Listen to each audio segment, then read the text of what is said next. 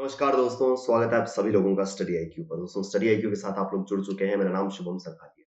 Jammu Kashmir administrative service exam की preparation के लिए मैं आपके साथ में जुड़ रहा हूँ।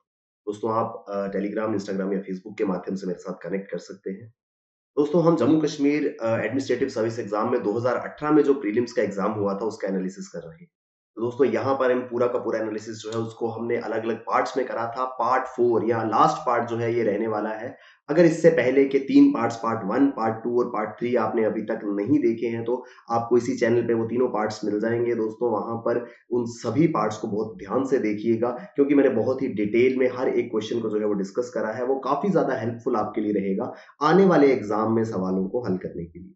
ठीक है दोस्तों? तो दोस्तों चलिए पार्ट 4 की शुरुआत करते हैं। यहाँ पे हम क्वेश्चन नंबर 76 से लेकर के 100 क्वेश्चन जो हैं उनको 100 तक क्वेश्चन को डिस्कस करेंगे यानी कि 25 क्वेश्चंस को हम यहाँ पे एनालाइज़ जो है वो करेंगे। आगे बढ़ते हैं दोस्तों सबसे पहले सवाल की ओर। इस सेट का हमारा सबसे पहला सवाल 76th question. Which of the following atmospheric conditions are most favourable for the formation of fog in Delhi? वो कहता है कि भैया इनमें से कौन-सी एटमॉस्फेरिक कंडीशंस दिल्ली में फॉग के बनने के लिए काफ़ी ज़्यादा लाभदायक या हेल्पफुल जो है वो होती हैं।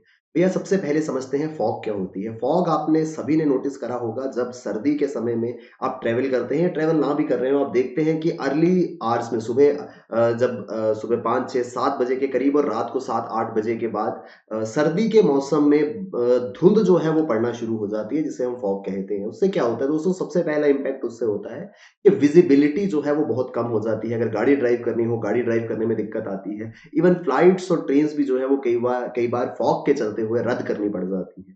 तो फॉग एक्चुअल में क्या होती है, ये बनती कैसे है उसके संबंध में ये सवाल है। तो सवाल कहता है भैया इनमें से कौन-सी 2 कंडीशंस हैं जो फॉग को बनने में मदद करती हैं? तो भैया जी इसका आंसर जानने के लिए हमें समझना होगा कि फॉग बनती कैसे है। एक बार हम वो समझ लेंगे तो बहुत आसानी से हम इसका जवाब जो है वो दे पाएँगे। Fog shows up when water vapours और water in the gaseous form condenses. तो भैया जी फॉग तब बनती है जब वाटर वेपर्स या हवा के अंदर जो नमी या ह्यूमिडिटी या पानी जो मौजूद रहता है जब वो कंडेंस कर जाता है। दोस्तों आपने दो ये प्रोसेसेस सुने होंगे, इवेपोरेशन और कंडेंसेशन। कंडेंसेशन में क्या होता है दोस्तों, भाप जो है वो लिक्विड में बदलती है यानी कि जब लो टेम्परेचर के कांटेक्ट में आते हैं वाटर वेपर्स तो वो कंडेंस होना शुरू हो जाते हैं और छोटे-छोटे ड्रॉपलेट्स का रूप लेना शुरू हो जाते हैं। यानी कि सबसे पहली कंडीशन यहाँ पे क्या है कंडेंसेशन के लिए, लो टेम्परेचर। इसी वजह से दोस्तों जो फॉग है वो हमको सर्दियों के समय में दिखाई देती है। गर्मी में कभी सुना है कि भैया गर्मी पड़ रही थी बहुत ज़्यादा और रात में फॉग हो गई। नहीं दोस्तों, फॉग जब भी होगी वो उस समय होगी जब लो टेम्परेचर, तापमान बहुत ही कम होगा। यानी कि सर्दी के समय में कंडेंसेशन का प्रोसेस जो है वो होता है जिससे कि हवा के अंदर मौजूद नमी जो है वो कंडेंस होना शुरू हो जाती है। ठीक है जी। तो लो टेम्परेचर होना चाहिए और clear sky is required for radiative cooling. दोस्तों रेडिएटिव कूलिंग क्या होती है मैं आपको समझाता हूँ। मान लीजिए ये हमारी अर्थ है, ये अर्थ का सरफेस है।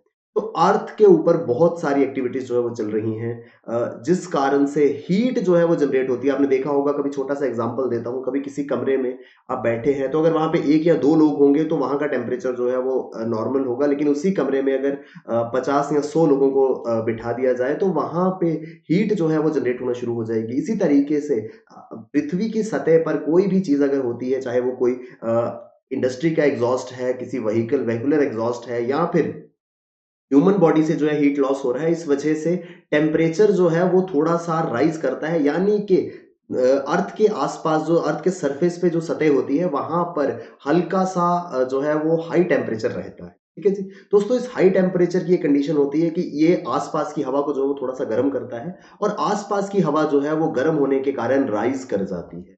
प्रॉपर्टी सुनी होगी आपने, हॉट एयर राइज़ेज़। तो पृथ्वी की सतह के पास जो मौजूद हवा होती है, जैसे ही वो हल्की-सी गर्म होती है, तो वो राइज़ कर जाती है। दोस्तों इस राइज़ करने के कारण आस-पास की जो ठंडी हवा है, मान लीजिए ये जो है ये आपकी हॉट एयर थी और इसके आस-पास की जो कूल एयर है, ठंडी हवा है, वो आकर के यहाँ पर इस जगह को जो है वो ऑक्यूपाई कर लेती है। दोस्तों इससे क्या हो रहा है कि पृथ्वी की सतह के आस-पास टेम्परेचर जो है वो कंसिस्टेंटली लो बना हुआ है। क्यों? जैसे ही हल्का-सा गर्म होते हैं वो इलाका, तो हवा जो है वो राइज़ कर जाती है और ठंडी हवा आकर के उसकी जगह ले लेती है।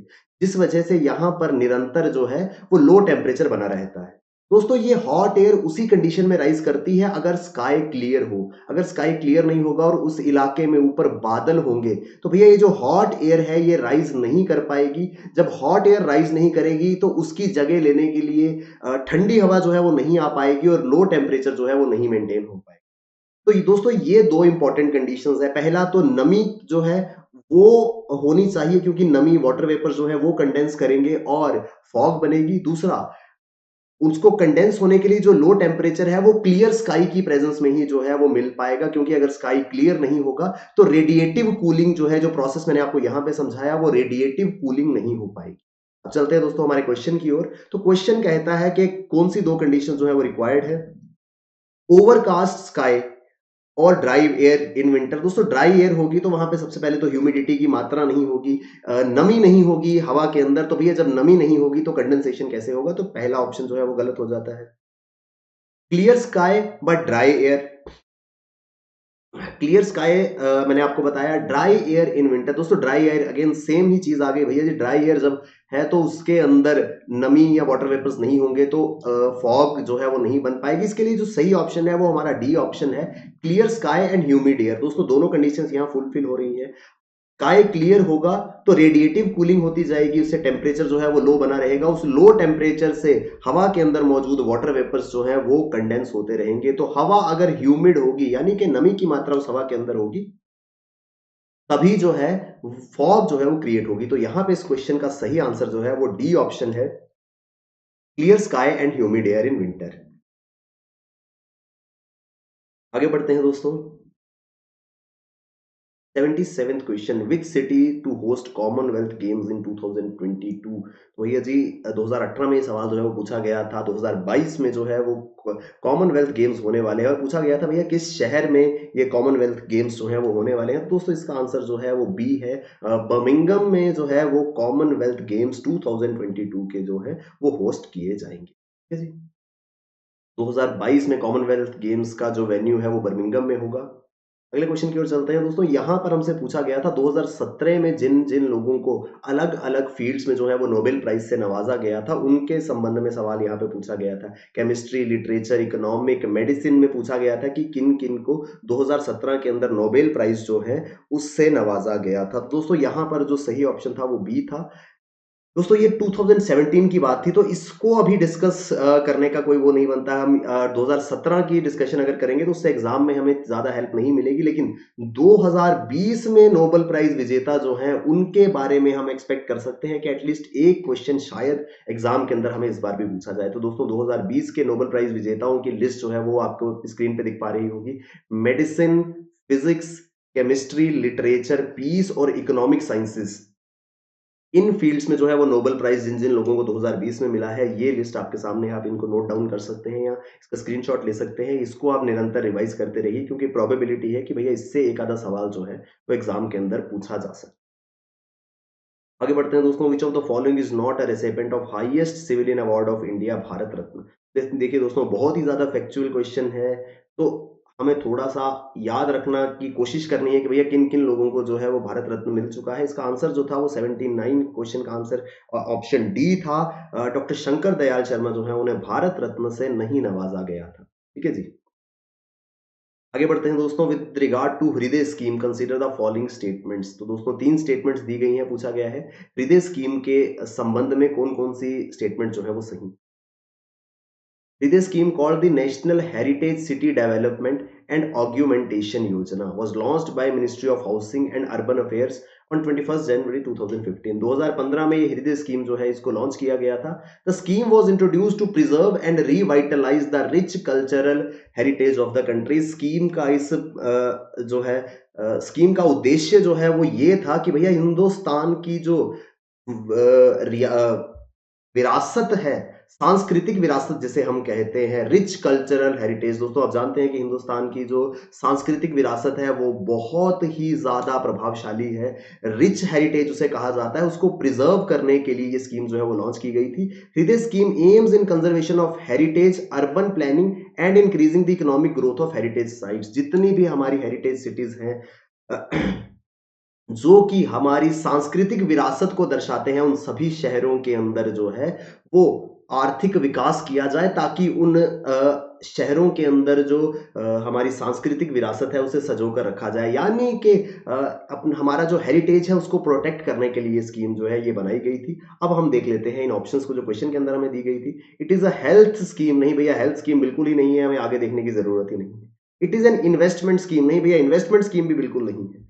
It is the development scheme with aim of linking urban planning and heritage conservation in inclusive manner, बिल्कुल भैया सांस्कृतिक विरासत को हेरिटेज की कंजर्वेशन के लिए स्कीम जो है वो चलाई गई थी। तो इसका ऑप्शन जो है वो सी होगा, 3 ओनली यहां पर हृदय स्कीम के संबंध में करेक्ट आंसर।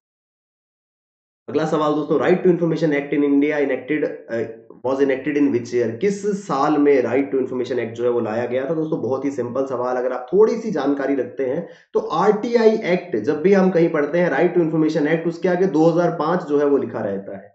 तो भैया 2005 के अंदर इसको जो है वो इनेक्ट किया गया था। इसका आंसर जो था वो बी ऑप्शन था। आगे बढ़ते हैं दोस्तों, which programme has been launched by NITI Aayog to initiate transformation in education and health sectors with state governments. तो इनमें से कौन सा प्रोग्राम जो है वो नीति आयोग ने राज्य सरकारों के साथ मिलकर के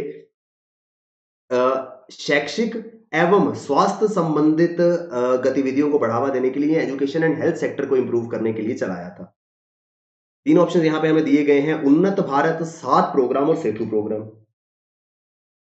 एक एक करके हम इन तीनों को देखेंगे और उसके बाद हम वापस क्वेश्चन पे आएंगे। इन तीनों को हम समझेंगे भैया कौन सा प्रोग्राम किस लिए लगाया गया था, उससे हम इसका आंसर जो है वो आसानी से दे पाएंगे। सबसे पहला है Unnat Bharat Abhiyan. It is a flagship programme of ministry of education, यानी कि शिक्षा मंत्रालय का ये प्रोग्राम था दोस्तों। आपको मैंने अभी क्वेश्चन में बताया, क्वेश्चन कहता था कि भैया नीति आयोग और स्टेट गवर्नमेंट का मिलकर के इनिशिएटिव कौन सा था। तो ये उन्नत भारत अभियान जो है ये मिनिस्ट्री ऑफ एजुकेशन का था। इसके बारे में भी हम देख लेते हैं, प्रोबेबिलिटी है कि दोबारा कभी उन्नत भारत अभियान के संबंध में सवाल पूछा जा सकता है। It aims to link the higher education institutions with the set of at least 5 villages. तो इस स्कीम का उद्देश्य ये था कि भैया जितने भी हमारे उच्च शिक्षा के संस्थान हैं, चाहे वो कॉलेजेस हैं, यूनिवर्सिटीज हैं, उनको एटलीस्ट 5 गांव के साथ में लिंक किया जाए ताकि उन 5 गांव के लोग जाकर के उन उच्च शिक्षा के संस्थानों में पढ़ सके, उन हायर एजुकेशनल इंस्टीट्यूट्स में पढ़ सके और वहां से शिक्षा जो है वो ग्रहण करके अपने गांव की, अपने इलाके की जो है वो बढ़ोतरी के लिए, बेहतरी के लिए कार्य कर सके। यानी कि उन्नत भारत, भारत की उन्नति के लिए अभियान चलाया गया शिक्षा मंत्रालय भारत सरकार द्वारा, जहां पर जो हायर एजुकेशन इंस्टीट्यूशंस हैं उनके साथ एटलीस्ट कम से कम 5 गांव को जोड़ा जाए ताकि उन गांव के लोग जाकर के उन उच्च शिक्षा संस्थानों में शिक्षा जो है वो ग्रहण कर सके। ठीक है जी। 7th scheme, the program for sustainable action for transforming human capital, is a program launched by Niti Aayog, focuses on 2 main sectors, education and health, and to build 3 role model states. तो 7 programme sustainable action for transforming human capital. तो भैया जी human capital में education और health की यहाँ पे बात की गई है, नीति आयोग का ये प्रोग्राम है। तो ये जो है ये क्वेश्चन की स्टेटमेंट के अनुसार सही आंसर होता है। तीसरा यहाँ पे जो ऑप्शन था वो सेतु स्कीम के बारे में था। It is a techno financial incubation and facilitation programme to support all aspects of startup businesses and self employment activities. दोस्तों जो सेतु प्रोग्राम है वो स्टार्टअप्स की और सेल्फ एम्प्लॉयमेंट की बात करता है। वापस चलते हैं हमारे क्वेश्चन पर। क्वेश्चन जो है वो बात करता था एजुकेशन और हेल्थ सेक्टर को इंप्रूव करने के लिए नीति आयोग द्वारा कौन सा जो स्कीम है वो चलाई गई थी। उन्नत भारत प्रोग्राम हमने देखा। उन्नत भारत प्रोग्राम जो है ये शिक्षा के संबंध में तो था, लेकिन ये मिनिस्ट्री ऑफ एजुकेशन, शिक्षा मंत्रालय का था। 7 प्रोग्राम जो है उसका सही जवाब है। सेतु प्रोग्राम जो है ये स्टार्टअप्स के लिए था, यानी कि यहाँ पे जो करेक्ट ऑप्शन होगा वो सिर्फ 2 होगा, option B. Only statement 2 is correct. 7 programme जो है वो नीति आयोग द्वारा शिक्षा और स्वास्थ्य संबंधित सेवाओं को बेहतर बनाने के लिए लॉन्च किया गया।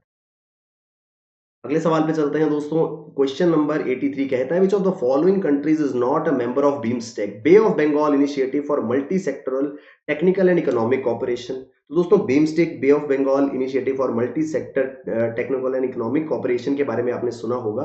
तो सवाल है भैया कौन कौन से स्टेट्स या कंट्रीज जो है वो इसका हिस्सा नहीं है।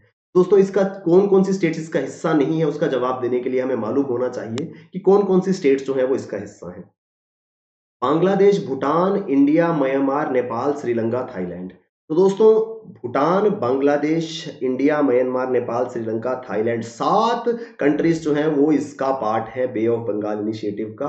दोस्तों मैं आपको बताना चाहता हूं, ये जो बीम स्टेक है, it mainly aims to create an enabling environment for rapid economic development and accelerated social progress and to promote collaboration on matters of common interest in the region. दोस्तों ये किस रीजन की बात हो रही है, अगर आप थोड़ा सा मैं आपको मैप के जरिए समझाने की कोशिश करता हूं।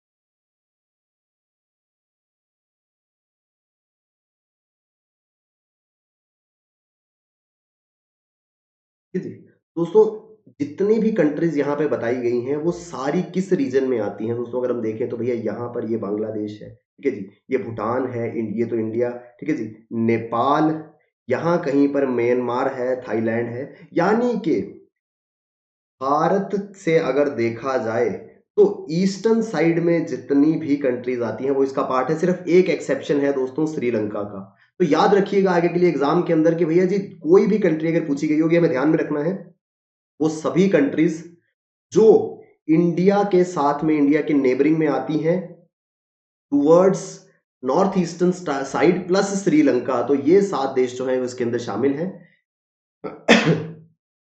इनको हमने याद रखना है। इसकी थोड़ी-सी हिस्ट्री की बात कर लेते हैं। बीमस्टेक जो है वो जून 1997 में बनाया गया था। 1997 में बीमस्टेक जो है इसको कॉन्स्टिट्यूट किया गया था। उस समय इसके अंदर 4 मेंबर्स जो थे वो कौन-कौन से थे?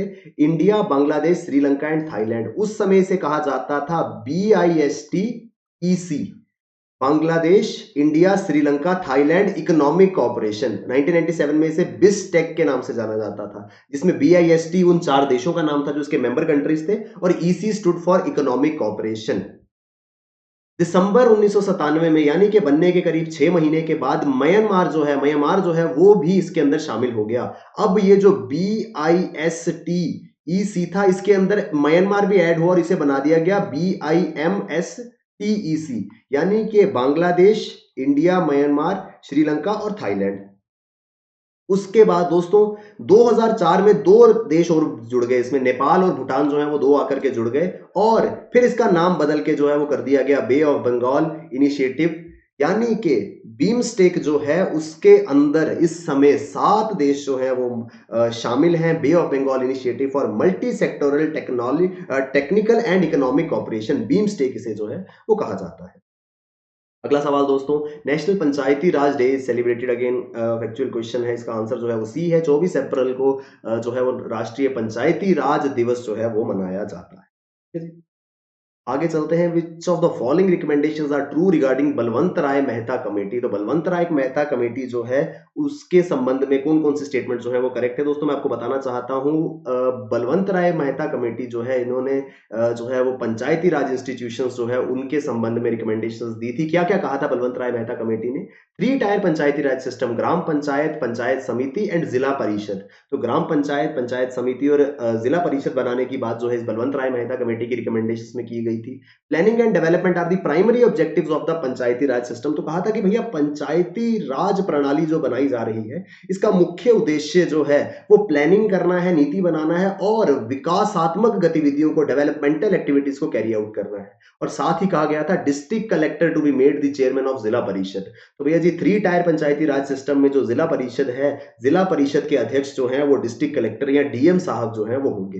ये रिकमेंडेशंस कुछ पंचायती राज इंस्टीट्यूशंस के लिए बलवंत राय मेहता कमेटी में दी गई थी। स्टेटमेंट्स को देखते हैं। Establishment of 3 tier panchayat system, बिल्कुल भैया, ग्राम पंचायत, पंचायत समिति और जिला परिषद।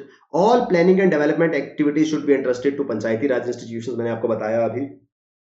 भैया पंचायती राज इंस्टीट्यूशंस को सभी डेवलपमेंट एक्टिविटीज जो हैं वो और प्लानिंग की एक्टिविटीज का कार्य जो है वो दिया जाएगा। Political parties should field candidates in the Panchayati Raj elections, इसकी बात मैंने आपको नहीं करी है। District collector should be made the chairman of Zila परिषद। दोस्तों अगर आपको थोड़ी सी जानकारी है तो आप ये जानते होंगे कि भैया जब पंचायती राज इंस्टीट्यूशंस में इलेक्शन होते हैं तो पॉलिटिकल पार्टीज के कैंडिडेट वहां पे नहीं होते हैं, यानी कि जो राजनीतिक पार्टियां हैं वहां से जिस तरीके से हमारे पार्लियामेंट में इलेक्शन होते हैं या फिर स्टेट लेजिस्लेटिव असेंबलीज में इलेक्शन होते हैं तो पॉलिटिकल पार्टीज, राजनीतिक पार्टियां अपने कैंडिडेट जो है वो वहां पर नॉमिनेट करती हैं। पंचायती राज में ये प्रक्रिया जो है वो फॉलो नहीं की जाती है। तो पॉलिटिकल पार्टीज जो हैं वो पंचायती राज इंस्टीट्यूशन में अपने इलेक्शन में जो है वो अपने कैंडिडेट नहीं डालते हैं। इस वजह से स्टेटमेंट 3 जो है वो हमारा इनकरेक्ट हो जाता है। तो इससे हम डायरेक्ट, अगर दोस्तों हमको इस चीज की जानकारी थी तो हम सीधा ही 3 स्टेटमेंट जहां जहां पर था उसको इनकरेक्ट कर सकते थे। तो पहले ए, सी और डी ऑप्शन यहां गलत हो जाता है। राइट ऑप्शन जो है वो बी है। 1, 2 और 4 ये बातें जो है वो बलवंत राय मेहता कमेटी के अंदर की गई थी। The elections in which political party do not formally contest in India are panchayati raj. तो इस तरीके से सवाल भी पूछा जा सकता है। एकमात्र ऐसा चुनाव जहां पे पंचायती राज, माफ कीजिएगा, जहां पर पॉलिटिकल पार्टीज हिस्सा नहीं लेती हैं वो पंचायती राज इंस्टीट्यूशन। आगे बढ़ते हैं दोस्तों। The president has a power to nominate 2 members to parliament. तो लोकसभा के अंदर 2 सदस्य जो है वो नामित कर सकते हैं। कौन? देश के राष्ट्रपति। तो वो कौन से होंगे दोस्तों? आपको मालूम होगा कि 552 है टोटल स्ट्रेंथ लोकसभा की, जिसमें से 530 मेंबर्स जो हैं वो स्टेट से आते हैं, राज्यों से आते हैं। 20 मेंबर जो हैं वो आते हैं केंद्र शासित प्रदेशों से, और 2 ये हो गए 550। 2 मेंबर्स जो है इनको राष्ट्रपति नॉमिनेट करते हैं। ये एंग्लो इंडियन कम्युनिटी से संबंध रखते हैं। बिल्कुल क्लियर कट क्वेश्चन था, काफी बार आपने सुना होगा। जब भी हम प्रेसिडेंट पढ़ते हैं तो प्रेसिडेंट की पावर्स में ये पावर भी शामिल है कि president has the power to nominate 2 members from Anglo Indian community into the Lok Sabha. ठीक है जी, तो इसका आंसर जो है वो बी ऑप्शन था। आगे चलते हैं दोस्तों। 87 question, which village in Jammu and Kashmir Rajouri district received electricity connection and metal road for the first time since independence. सवाल पूछा गया था भैया जी, कौन सा ऐसा गांव है जम्मू कश्मीर में, राजौरी जिले में, जहां पर देश की आजादी के बाद पहली बार जो है वो बिजली का कनेक्शन और पक्की सड़क जो है वो बन करके आई थी। दोस्तों ये सवाल है 2018 के पेपर का। मैं आपको बताना चाहता हूं दोस्तों, नारला Bumble, a village in Jammu Kashmir's Rajouri district received electricity connection and metal road for the first time in July 2018। तो जुलाई 2018 में पहली बार नारला बंबल राजौरी जिले के इस गांव को पहली बार बिजली मिली और पहली बार पक्की सड़क जो है वो मिली थी। दोस्तों ये सवाल 2018 के पेपर में पूछा गया था। ऐसा ही एक क्वेश्चन हम एक्सपेक्ट कर सकते हैं अगर ये सेम पैटर्न पे क्वेश्चन आता है। तो भैया मैं आपको बताना चाहता हूं, तांता विलेज है डोडा डिस्ट्रिक्ट में। डोडा जिले में तांता एक गांव है जिसको 18 जनवरी 2021 में आकर के जो है पहली बार बिजली उस गांव को जो है वो प्रोवाइड की गई है। तो ऐसा क्वेश्चन हम दोबारा एक्सपेक्ट कर सकते हैं। याद रखिएगा, डोडा जिले का तांता गांव ऐसा है जहां पर 2021 में पहली बार बिजली जो है वो प्रोवाइड कराई गई है। तो इस क्वेश्चन का जो आंसर है वो ए था, नारला बंबल इसका सही जवाब है। ठीक है जी। Which of the following is the state animal of Jammu and Kashmir. दोस्तों ये चीजें तो हमें बिल्कुल अच्छे से याद होनी चाहिए, तो इसलिए ये आप अपने पास नोट कर लीजिए। स्टेट एनिमल जो है वो हंगुल और कश्मीरी स्टैग है जम्मू कश्मीर का। स्टेट बर्ड जो है ब्लैक नेक्ड क्रेन है। स्टेट ट्री जो है वो चिनार है और स्टेट फ्लावर जो है वो लोटस है। तो भैया जी ये चारों चीजें हमें अपने आप में याद रखनी है। हंगुल या कश्मीरी स्टैग जिसे कहते हैं वो स्टेट एनिमल है। ब्लैक नेक्ड क्रेन जो है वो स्टेट बर्ड है। चिनार जो है वो स्टेट ट्री है और लोटस जो है वो स्टेट फ्लावर। तो भैया जी बी जो है वो इसका करेक्ट ऑप्शन होगा। 88 का हंगुल जो है वो सही जवाब था। हंगुल या कश्मीरी स्टैग जिसे कहते हैं वो जम्मू कश्मीर का स्टेट एनिमल जो है वो था। Who was the author of Padmavat. दोस्तों अगेन 2018 के पेपर में सवाल, अगर आपको याद होगा तो 2018 में ही पद्मावत मूवी जो है वो आई थी। रणवीर सिंह और शाहिद कपूर की वो मूवी थी जिस पर काफी ज्यादा प्रोटेस्ट जो है वो किए गए थे, जिस वजह से एक इंपॉर्टेंट न्यूज ये बन गया था। तो इस तरीके की कोई भी गतिविधि अगर वो न्यूज में ज्यादा आती है तो प्रोबेबिलिटी है कि एग्जाम में उससे संबंध में सवाल जो है वो आ जाएगा। Who was the author of Padmavat. तो पद्मावत के लेखक कौन थे? मलिक महमूद जैसी, मलिक गफूर भी जिसे कहा गया है पद्मावत मूवी में भी और पद्मावत की कहानी में भी। तो मलिक महमूद जैसी जो है, सी ऑप्शन जो है वो यहाँ पर करेक्ट है। ठीक है जी। आगे बढ़ते हैं दोस्तों। The fourth Buddhist council was held in. दोस्तों आपको मालूम होगा कि बुद्धिस्ट बौद्ध धर्म में 6 इंपॉर्टेंट काउंसिल जो है वो हुई थी। बार बार यूपीएससी हो या कोई और एग्जाम हो, वहां पे इन बुद्धिस्ट काउंसिल्स के संबंध में सवाल जो है वो आता है। दोस्तों यहां पर एक छोटा सा जिसको हम कहते हैं कि इंप्रोवाइजेशन किया गया था क्वेश्चन के अंदर। अभी तक हम पढ़ते आ रहे थे कि फोर्थ बुद्धिस्ट काउंसिल जो है वो कश्मीर के अंदर हुई थी। ठीक है। तो हमने हमेशा पढ़ा है कि भैया चौथी बुद्धिस्ट काउंसिल जो है वो कश्मीर में हुई थी, लेकिन यहाँ पर कश्मीर का एक भी ऑप्शन नहीं था। यहाँ पर उन्होंने एक्चुअली पर्टिकुलर टाउन का नाम पूछ लिया था। तो अगर हमको यहाँ पे ये मालूम था कि भैया जी कश्मीर जो है वहां पर ये हुई थी फोर्थ बुद्धिस्ट काउंसिल, तो हम कुछ ऑप्शंस को एलिमिनेट कर सकते हैं। दोस्तों हम जानते हैं प्रयाग, इलाहाबाद जिसे कहते हैं, वो वहां पर वो कश्मीर में नहीं है, धर्मशाला नहीं है, तक्षशिला नहीं है। तो भैया जी ये तीन ऑप्शन जो है हम क्लियर कट कैंसिल कर सकते थे। कुंडलवाना जो है वहां पर फोर्थ बुद्धिस्ट काउंसिल हुई थी कश्मीर के अंदर।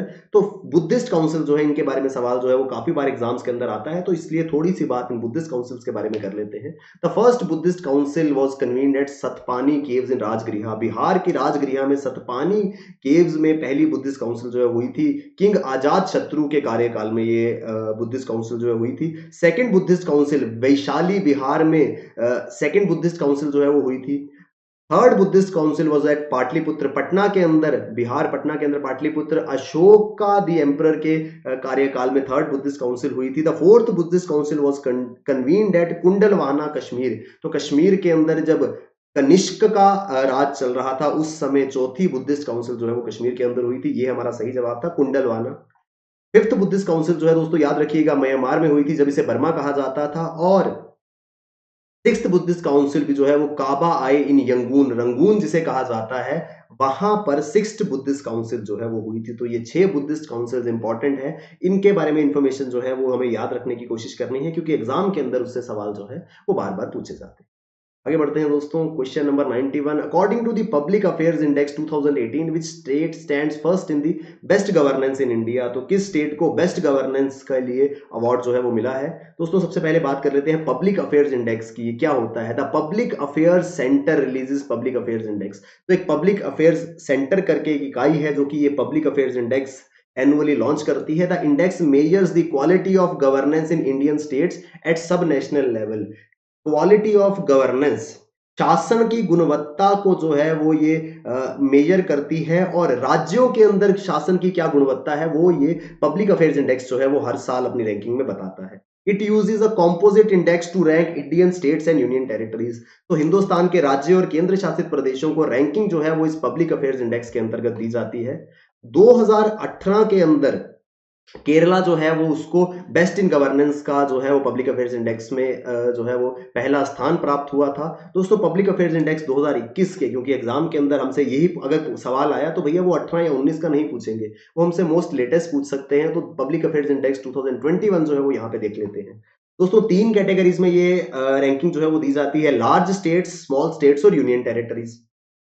दोस्तों 2021 में भी लार्ज स्टेट में नंबर रैंक 1 केरला का है, followed by Tamil Nadu and Andhra Pradesh. Small states में रैंक 1 गोवा है, फिर मेघालय, हिमाचल प्रदेश, और केंद्र शासित प्रदेशों में रैंक 1 चंडीगढ़ है, पुडुचेरी और लक्षद्वीप। तो इस तरीके से पब्लिक अफेयर्स सेंटर द्वारा 2021 के पब्लिक अफेयर्स इंडेक्स में केरला, गोवा और चंडीगढ़ जो है वो अपनी अपनी रिस्पेक्टिव कैटेगरीज में पहले स्थान पर, पहले पायदान पर जो है वो रहे हैं।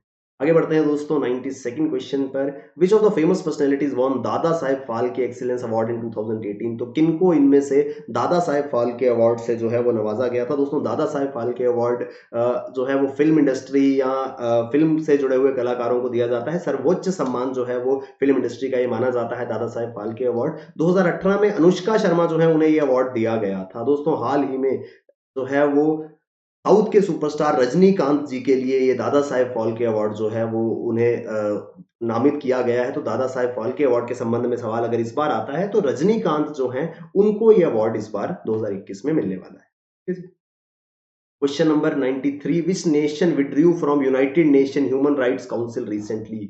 अगेन पेपर कब का है? 2018 का। 2018 में यूनाइटेड नेशंस के ह्यूमन राइट काउंसिल से एक देश ने विड्रॉ कर लिया था।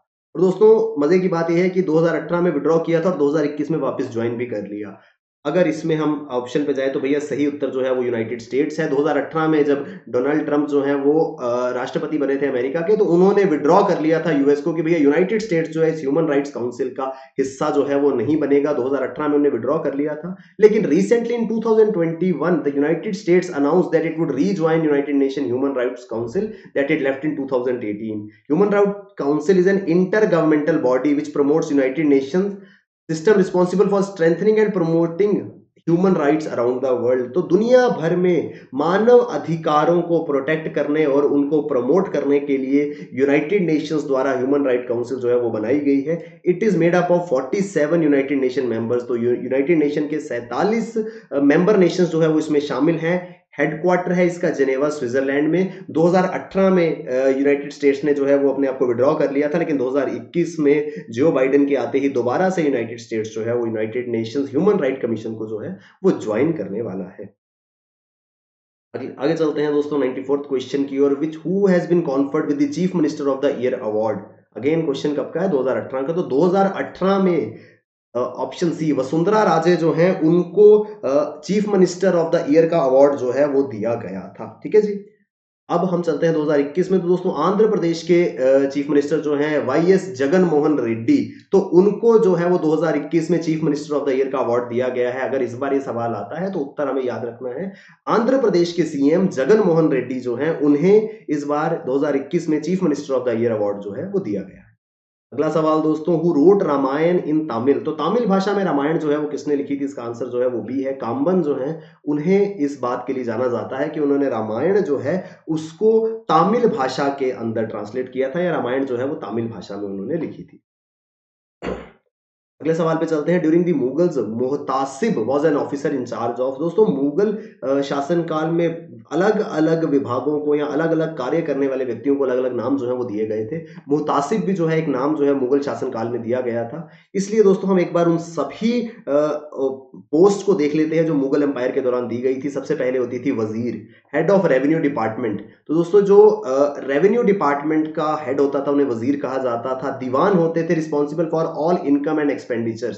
तो भैया जी इनकम और एक्सपेंडिचर, आय और व्यय का जो है हिसाब किताब वो दीवान रखते थे। फिर मीर बख्शी थे, हेडेड मिलिट्री डिपार्टमेंट। तो आर्मी या मिलिट्री को जो हेड करते थे उन्हें मीर बख्शी कहा जाता था।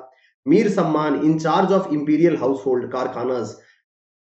दीवाने बयुतत, इन्होंने क्या, ये क्या करते थे भैया, ये रोड्स और गवर्नमेंट बिल्डिंग्स को पीडब्ल्यूडी की तरह काम करते थे। दीवाने बयुतत इन्हें कहा जाता था। Mir Munshi, royal correspondence. दोस्तों दो रॉयल शासक यानी कि सत्ताधारियों या शासकों के बीच में किसी प्रकार का अगर वार्तालाप किया जाता था तो वो मीर मंशी द्वारा किया जाता था। सदर उस सदर, in charge of charitable and religious endowments. तो चैरिटेबल धार्मिक कोई भी अगर कार्य किया जाता था तो उसकी अध्यक्षता करते थे सदर उस Sadr. Qazi ul Quzat, head of judicial department. तो भैया जुडिशरी को हेड करते थे Qazi ul Quzat. Muhtasib, censor of public morals, ये हमें सवाल पूछा गया था। Mushrif Mumalik, accountant general. Mustaufi Mumalik, auditor general. दोस्तों याद रखिएगा मुशरिफ जिसे है वो अकाउंटेंट है और मुस्ताफ जो है वो ऑडिटर जनरल है। दरोगाए डाक चौकी, officer in charge of imperial post. ये शायद हम जो है वो टर्म से भी इसका पता लगा सकते थे। दरोगा, दरोगा यानी कि इंचार्ज जिसे हम कहते हैं, पुलिस का व्यक्ति को दरोगा भी कहा जाता है। डाक चौकी, डाक जो है वो पोस्ट से संबंध है। तो भैया जी इंपीरियल पोस्ट के जो ऑफिस इंचार्ज थे उन्हें दरोगाए डाक चौकी कहा जाता था। ये कुछ इंपॉर्टेंट टाइटल जो है वो दिए जाते थे। क्वेश्चन में हमसे पूछा गया था मुहतासिब के बारे में। तो ये जो है ये पब्लिक मोरालिटी के बारे में जो है, ये पब्लिक मोरालिटी के इंचार्ज जो है वो हुआ करते थे मुहतासिब मुगल शासन काल में। आगे चलते हैं दोस्तों अगले सवाल की ओर। Delhi agreement of 1952 was signed between. तो दिल्ली एग्रीमेंट 1952 किस के बीच में साइन जो है वो किया गया था। दोस्तों मैं आपको एक चीज बताना चाहता हूं, हिंदुस्तान के इतिहास में दिल्ली एग्रीमेंट जो है वो दो बार साइन किया गया था। एक बार 1952 में और एक बार 1973 में। Delhi agreement 1952 was signed between Jawaharlal Nehru and Sheikh Mohammed Abdullah, giving special position to Jammu and Kashmir under Indian constitutional framework। तो भैया दिल्ली एग्रीमेंट जो 1952 में हुआ था वो जवाहरलाल नेहरू और शेख मोहम्मद अब्दुल्ला के बीच में हुआ था, जो कि सवाल में हमसे पूछा गया है, जिससे कि भारत के संविधान के अंतर्गत जम्मू कश्मीर को एक विशेष दर्जा, विशेष स्थान, स्पेशल पोजीशन जो है वो प्रोवाइड की गई थी। उसी के साथ दोस्तों 1973 में भी एक दिल्ली एग्रीमेंट हुआ था। It was a trilateral agreement, त्रिपक्षीय ये एक समझौता था जिसमें इंडिया, पाकिस्तान और बांग्लादेश जो है वो शामिल थे, which allowed the repatriation of prisoners of war held in the three countries after 1971 Bangladesh liberation war. दोस्तों 1971 में जब बांग्लादेश बना था और उस समय जो भारत, पाक और बांग्लादेश के बीच में युद्ध हुआ था, एक भारत और पाकिस्तान के बीच में एक्चुअल में वो युद्ध था, इंडिया और ईस्ट पाकिस्तान के बीच में, उसके बाद 1973 में ये दिल्ली एग्रीमेंट हुआ था, जिसके अंतर्गत ये कहा गया कि भैया इन तीनों देशों के अंदर 1971 के युद्ध में जितने भी लोगों को बंदी बना करके रखा गया था, उन सबको छोड़ करके वापस उनके घर में जो है वो भेजा जाए, उनका रिपेट्रिएशन जो है वो करवाया जाए। तो यहाँ पे 1952 के दिल्ली एग्रीमेंट की बात होती है, तो ये भैया पंडित जवाहरलाल नेहरू और शेख मोहम्मद अब्दुल्ला के बीच में हुआ था, जहां पर भारत के संविधान के अंतर्गत जम्मू कश्मीर को एक स्पेशल स्टेटस जो है वो प्रोवाइड किया गया था। चलते हैं दोस्तों आगे क्वेश्चन की ओर। The last Muslim ruler who governed the principality of Rajouri before it was handed over to Raja Gulab Singh was. दोस्तों राजौरी जो है वो एक प्रिंसिपैलिटी, एक रियासत हुआ करती थी जम्मू के पास ही, तो वहां के बारे में सवाल जो है वो पूछा गया है। Rajouri area remained the region of great importance in ancient times. तो प्राचीन काल में भैया राजौरी जो है उसे काफी ज्यादा इंपॉर्टेंस जो है वो दी जाती थी।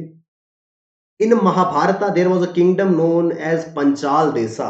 दोस्तों पंचाल देसा जिसे कहा जाता था, the king of the state was Panchal Naresh. Mahabharat के अंदर आपने सुना होगा पंचाल देश या Panchal Naresh. Whose daughter Draupadi was married to Pandavas. तो भैया जी राजौरी जो है उसे पंचाल पंचाल देश के नाम से जाना जाता था। पंचाल नरेश की सुपुत्री थी द्रौपदी, जो कि पांडवों के साथ विवाहित थी। तो महाभारत के अंदर जो पंचाल देश की बात की जाती है वो एक्चुअली जम्मू कश्मीर का राजौरी टाउन है, पंचाल जिसे कहा जाता था। Rajouri then known as Rajapuri, यानी राजा की पुरी जो है वो बाद में चल करके राजौरी हो गया। The land of Kings find its mention in travelogue of Chinese traveller Huang सांग। हुआंग सांग जो है उनके ट्रेवल ब्लॉग के अंदर, ट्रेवलॉग के अंदर जो है वो राजौरी का मेंशन जो है वो पाया जाता है। राजापुरी से कहा जाता है land of kings. Rajouri is also known as Rajwari. Again दोस्तों इस तरीके से सवाल जो है वो आ सकता है कि एंशियंट टाइम्स में which town of Jammu and Kashmir was known as Rajwari. तो राजौरी को जो है वो राजवरी के नाम से जाना जाता था। राजा रहीम Ullah Khan was the last Muslim ruler of Rajouri who governed the principality up to 21st October 1846। 21 अक्टूबर 1846 तक जो है वो रहीम उल्लाह खान राजौरी के जो है वो शासक थे। उसके बाद राजौरी जो है वो डोगरा साम्राज्य में, डोगरा डायनेस्टी में जो है वो शामिल हो गया था। तो रहीम उल्लाह खान जो है उसका सही जवाब है। तो राजा गुलाब सिंह के शासनकाल से पहले जो अंतिम लास्ट मुगल रूलर राजौरी के थे उनका नाम था राजा रहीम उल्लाह खान। बी ऑप्शन जो है वो यहाँ पे करेक्ट ऑप्शन। आगे बढ़ते हैं दोस्तों। What is the quorum to constitute a sitting in Lok Sabha. यहाँ पे पूछा गया है कि भैया लोकसभा के अंदर सिटिंग करनी है तो कोरम कितना होना चाहिए। पहले तो हमें कोरम जानना होगा, कोरम क्या है। Quorum is the minimum number of members required to be present before a meeting is allowed to begin. कम से कम कितने लोग वहां पे प्रेजेंट होने चाहिए तब जाकर के कोई मीटिंग अगर शुरू होती है, उसे कोरम कहते हैं। मान लीजिए आप कोई अपने लेवल पे एक मीटिंग कर रहे हैं, आप 10 लोगों को बोला है कि भैया मीटिंग करेंगे, और आपने कहा कि कम से कम 6 लोग अगर मीटिंग में आते हैं तो ही मीटिंग जो है वो शुरू होगी, तो उस मीटिंग का कोरम जो होगा वो 6 मेंबर्स का होगा। तो भैया जी सवाल पूछा गया था कि लोकसभा के लिए कम से कम कितने मेंबर्स का आना जरूरी है, तभी लोकसभा के अंदर किसी भी प्रकार की कार्रवाई जो है वो शुरू की जाएगी। The quorum to establish a sitting in the house of both Lok Sabha and Rajya Sabha is 1/10 of the total members. तो जो टोटल स्ट्रेंथ है लोकसभा की या चाहे राज्यसभा की, उसमें से कम अगर 1/10 10% मेंबर्स आते हैं तभी जो है वो मीटिंग जो है वो सिटिंग जो है वो स्टार्ट की जाएगी। तक quorum to constitute a sitting in Lok Sabha is 1/10 of the total number of members in the house। ठीक है जी, चलते हैं दोस्तों लास्ट क्वेश्चन की ओर। Swachh Bharat campaign aims to achieve a goal of clean India by. Swachh Bharat campaign दोस्तों इसके बारे में बात कर लेते हैं। 2 अक्टूबर 2014 को जब देश में श्री नरेंद्र मोदी प्रधानमंत्री बने थे अपने पहले टेन्योर में, तो उन्होंने 2 अक्टूबर 2014 को यह ऐलान किया था कि स्वच्छ भारत मिशन पूरे देश में चलाया जाएगा। जिस मिशन के अंतर्गत उन्होंने, अगर आपको याद होगा दोस्तों, उन्होंने अपनी स्पीच में कहा था कि जब हम महात्मा गांधी जी के जन्म की 150वीं शताब्दी मनाएंगे तो हिंदुस्तान जो है वो किसी भी प्रकार की गंदगी से मुक्त होना चाहिए और स्वच्छता की ओर पूरी तरह से अग्रसर होना चाहिए। पूरा का पूरा भारत जो है वो स्वच्छ होना चाहिए। इस मिशन को स्वच्छ भारत मिशन नाम दिया गया था। 2014 के अंदर उन्होंने ये अनाउंस किया था और 2019 2 अक्टूबर 2019 which marks the 150th birth anniversary of Mahatma Gandhi, Mahatma Gandhi की 150वीं जन्म शताब्दी पर जो है वो पूरे के पूरे देश को क्लीन करने का उद्देश्य, वो एम जो है वो स्वच्छ भारत मिशन के अंतर्गत रखा गया था। यानी कि इसका ऑप्शन जो है वो ए है, 2 अक्टूबर 2019। दोस्तों इसी के साथ में हमने पूरा का पूरा पेपर जो है उसको एनालाइज किया है। मैं उम्मीद करता हूं कि भैया हर क्वेश्चन के साथ दी गई डिटेल जो है वो आपको हेल्प करेगी। ये सेम क्वेश्चन तो जाहिर सी बात है एक भी क्वेश्चन रिपीट नहीं होगा, लेकिन हर क्वेश्चन के साथ अलाइड इन्फॉर्मेशन मैंने जो आपको दी है दोस्तों वो आपको काफी ज्यादा हेल्प करेगी, कई बार डायरेक्ट आंसर करने में और कई बार गलत ऑप्शंस को एलिमिनेट करने में, और इस तरीके से आप जो है वो अच्छे से अपने आने वाले एग्जाम में जो है वो परफॉर्म कर पाएंगे। मैं उम्मीद करता हूं दोस्तों ये क्लास आपके लिए बहुत ज्यादा हेल्पफुल रही होगी। अगर आपको ये सीरीज पसंद आई है तो जरूर इसको ज्यादा से ज्यादा शेयर करें, लाइक करें, ताकि ज्यादा से ज्यादा लोग इसके साथ में जुड़ सके। चलिए दोस्तों बहुत बहुत धन्यवाद, thank you very much, all the best, keep working hard, bye bye, take care, जय हिंद।